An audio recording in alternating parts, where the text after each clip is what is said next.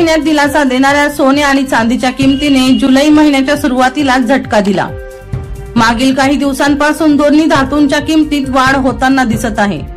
गेल्या आठवड्यात चांदीने 5000 रुपयाची मुसळी मारली होती, तर सोन्याने 1500 रुपयाची आगेकूच केली होती।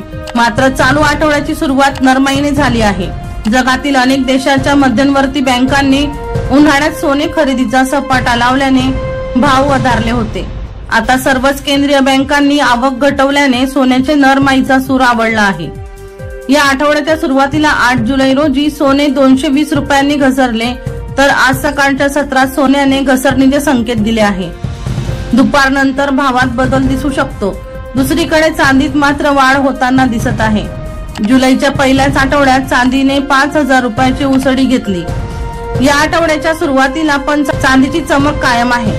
सोमवारी 8 जुलै रोजी चांदी 200 रुपयांनी वधारली। वर्षा लोहार यांचा रिपोर्ट V1 लाईव्ह जळगाव।